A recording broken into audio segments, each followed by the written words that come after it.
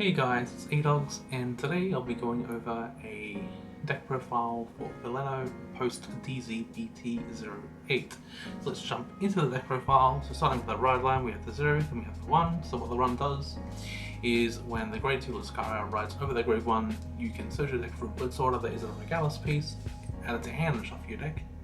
Then for the grade 2, what the grade 2 does is that when the grade 3 rides over the grade 2 Lascaria, you can look at the top 5 and add a Veleno or a Blitz order and add to hand.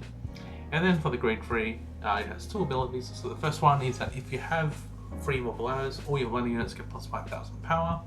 And then if you have 5 or more, she gains a crit. So very, very solid. Then for the second ability is that at the end of the battle that your unit was attacked and was not hit, if you played a Blitz order that battle, you can draw a card, and if you're not counter charged, you get the counter charge one. So since this deck is very defensive heavy, being able to draw multiple cards over the span of our turn defensively using Blitz orders definitely helps. It can help us draw on the pieces that we may be missing, but also the counter charge to boot is very handy too, as the deck can be quite heavy in counter plus cost. So let's go into our triggers now. So we do have the 4 heals, 7 crit, 1 OT, and 4 insult fronts. The insult fronts are very relevant in this deck, as the deck is quite soul heavy, so that's why we run the 4 insult fronts. Now for PGs, we run the 3 Sentinels and the 1 Sanctitude. The Sanctitude is no brainer in this deck, as since there is a Blitz order, when we use a Sanctitude, we get to draw 1 from our Veleno. Next, we do have 4 set Rafa. So auto Regal Circle at the end of the turn. If you have a 5 or more units of Veleno in its card name, you can counter +1, put this on the bottom of the deck, choose up 2 Blitz orders from your drop, and put them in your hand. This essentially allows us to keep recycling our Blitz orders so we can continuously keep using it, keep warming up, keep drawing multiple cards, and kind of grinding into the late game before we can eventually win. Next we do have 4 Lithophilia. So when it's placed in Regal Circle, if you have a Vanguard for Lascaria in its card name, you can counter +1, look at the top 7 cards in your deck, choose up to 1 card of Veleno in its card name or up to 1 order card of our Regalis piece from among them, reveal it, put it into your hand, shuffle your deck, and continues on a Regal Circle. During your turn, if you have 3 or more units of Veleno in its card name, it gets plus 5,000 power. This essentially helps us look through, the units that we may be missing, helps us find Blitz orders as well. So overall it's a very, very solid card. And we can keep abusing her own effects with cards like Gridoli, if we call her out from Gridoli, so we can usually keep filtering more, but also with this card here, which is Ghost Chase. So Ghost Chase is one of our Blitz orders. So what it does is you can choose one of your units and it gets plus 5,000 power to the end of that battle, but then you can choose one of the units that is not being attacked from turn to hand.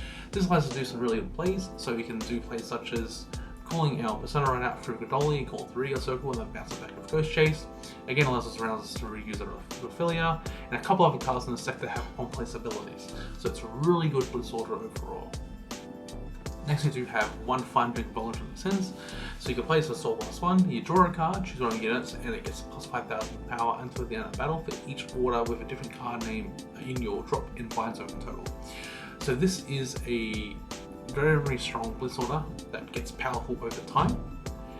So the more orders you have in drop, the stronger this gets. Sometimes it can just be a 1 card guard, which is really, really great. Because again, the 1 card guard is good. Let's draw 1 from Veleno as well, but also draws on from itself. So essentially, we get to draw 2 every time we use this card, which allows us to get to other pieces quicker, and also helps us with maybe drawing pieces we need to use defensively. So very, very good card. Next we do have 1 Sweet Honey Garden. This is a very fast shield of the deck. You play with a Soul +1 and it gets plus 15,000 power to the battle, but if your drop has a Blitz order, it gets 25k instead. So obviously to reach 25k in this deck is very, very simple, because again we are a deck that is all around Blitz orders, so getting that 25k power threshold is very, very easy, and again just a very strong 1 card guard, which you do get to draw from Veleno as well, so it's really good. Next you run the free Effervescent Shadow Dreamblade. So you place with energy +2, you can choose a unit being attacked and it gets plus 20,000 power to that battle, and then you can play additional Blitz orders to it. This is very handy, allowing us to play additional Blitz orders, so we can keep using our Blitz orders to keep drawing from Veleno. We only run 3 in this deck is because now that we have Agrius, which also uses energy, they're both conflicting for energy blast costs, so we need to help mitigate that. So you essentially need to make the correct plays, whether it's worth to keep using a Gradius to keep building your board, or if it's worth holding the energy for your Dream Blades to kind of keep guarding off the defense, like keep guarding off your opponent's attacks. But it does come with matchup knowledge. You will kind of get a feel of like when it's best to use Agrius, when it's best to use Everest and Dreamblade. But overall, yeah, still very strong Blitzorders right now at free, because again allows us to play more Blitzorders. So really good. Next we do have free Gridoli. So it's placed on Regal Circle. If you have a Great Food Greater Vanguard with a scar in its card name, you can store +2, choose a card with its card name from this card with a different name, and call it a Regal Circle. And then on condition on the Regal Circle during your turn, if you have 3 or more units with its card names, it gets boost and +5,000 power. So just like Lithophilia, it essentially gets 10k power overall because it gets 5k from its own power and then 5k from the Veleno. But if it's first skill, essentially being able to call any Veleno unit out is really good. As I said, we can use Bredoli to call out Persona Ride, and then we can use Ghost Chase to bounce it back. We can use it to call back our Lithophilia, we can use it to call back our Setaraka, maybe discard it for a ride line.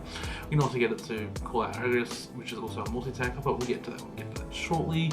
But overall, very, very strong grade 2. We do run it free copies because again, it does conflict with other cards that use Soul in the deck now too, and Soul Blast 2 is quite a hefty cost. We still run it because, you know, having a bit more recursion in the deck is still very welcome. Next we do run for Pride Cyclers. Pride Cycler is very self-explanatory. It allows us to generate more Blitzorders, so we can continuously keep using Blitzorders because we want to be using, you know, multiple Blitzorders every turn. You know, we need to stabilize and we keep drawing more cards because we want to essentially be finding out pieces as quick as fast as possible. And then overall it's really good. You can also use it to intercept once you use a percentage shield as well, so kind of acts like a 50k shield in total.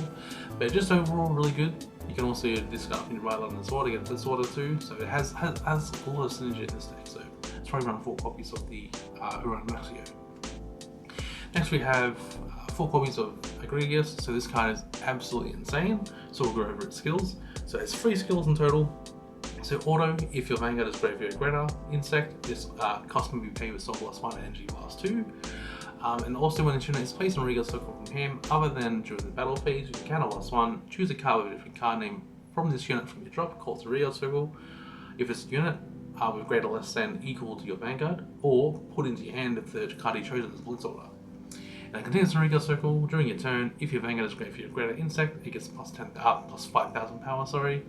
And then order Regal Circle once per turn. When your grade 3 or greater Vanguard with a scar in its card name attacks, count +1, stand this unit, and if your opponent's Vanguard is grade 3 or greater, it gets plus 5,000 power to the turn. So there's a lot to break down with this card. So first, starting off, it is a Gridoli that allows us to essentially call cards from drop, which is really, really good. Again, the cost is much lower. It's going to be a Soul Blast 1 Energy Blast 2. We can also play Counterblast as well. So it allows us to kind of decide on which resource is best to use, which does help quite a lot. But also being able to add Blitzorders back to hand as well is quite substantial as well, because sometimes there will be games where we might not find a Setaraka, but Agrius can also can allow us to add those Blitzorders back to hand for our own skill. So it's a really, really good card. So it essentially facilitates everything, both calling and Blitzorders, which is really good. Again, it also has the same ability, just like the Lithophilia and Gridoli, that it gets plus 5,000 power for Greater Insect. So that means both itself and Veleno makes it a 20k base. And then lastly on top, it is also a multi-attacker that activates regardless of the grade the opponent's Vanguard is on. Which means we can do essentially, they can do 5 attacks going first while the opponent's in grade 2, which is quite substantial.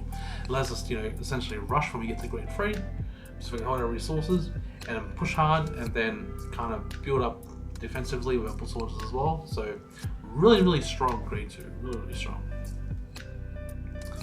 Next we do run 1 Short Kill Seed Machine Gun. So this is another Blitzorder deck, so you play this for counter +1, you choose one of your units being attacked and it gets plus 10,000 power to the battle.